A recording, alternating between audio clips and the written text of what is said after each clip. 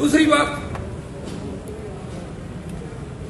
عمیر نیازی صاحب موجود ہیں، پٹیشنر تھے لاہور ہائی کورٹ میں. ہم نے چیلنج کیا تھا کہ ریٹرننگ افسران جو ہیں چار دفعہ جو گزشتہ ہمارے انتخابات ہوئے اس میں عدالتی افسران جو ہیں ریٹرننگ افسر تھے،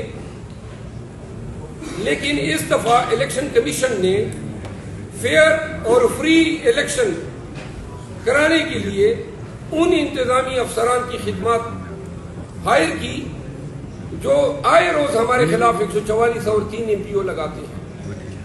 اور چونکہ ان کا کنڈکٹ حالیہ 16-20 ماہ میں واضح طور پر پورے قوم کے سامنے آیا، تو ہم نے چیلنج کیے لاہور ہائی کورٹ میں، جنہوں نے الیکشن کمیشن کے اس حکم نامے کو معطل کیا. یہ ایک انٹرلاکیٹری آرڈر تھا.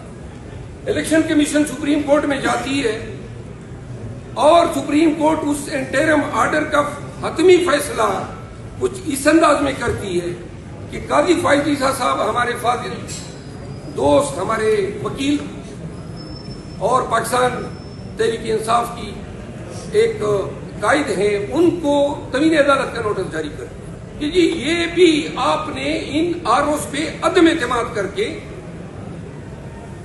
الیکشن کے پروسیس میں رکاوٹ ڈالی ہے، اور تمین عدالت کا نوٹس ان کو جاری ہوتا ہے. اب ان آروز نے جو قاضی صاحب کے منظور شدہ ہیں، پاکستان تحریک انصاف کے تقریباً 1200 کینڈیڈیٹس کے نامینیشن پیپر ریجیکٹ کیے ہیں.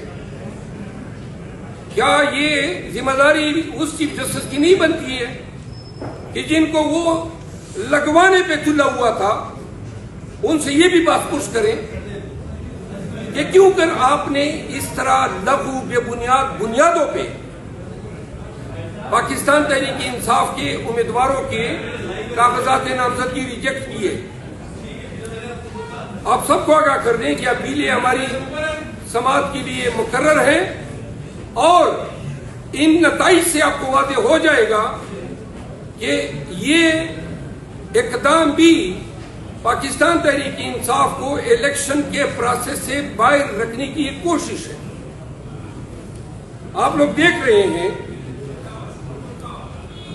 کہ کوششیں ہو رہی ہیں کہ ہم سے بلا چھینا جائے. سب سے پہلے ایک مبنی پر بدنیتی حکم الیکشن کمیشن نے جاری کیا، اور انہوں نے بلے کا نشان جو ہے ہم سے چھیننے کی کوشش کی، جس کو ہم نے، چونکہ الیکشن ہمارے انٹرا پارٹی پشاور میں ہوئے تھے، تو یوں اس ٹیریٹوریل جورسڈکشن کی بنیاد میں ہم نے پشاور ہائی کورٹ میں چیلنج کیے.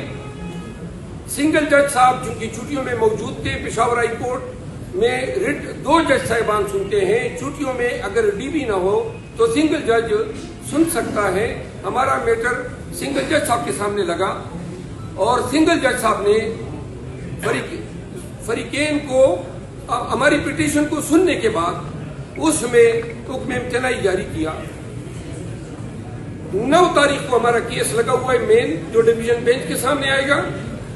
الیکشن کمیشن کو جلدی پڑ گئی کہ کیوں کر ان کو بلے کا نشان ملا، تو انہوں نے جناب دوبارہ درخواست لگائی کہ جی جلدی سنوائی ہو، اور پھر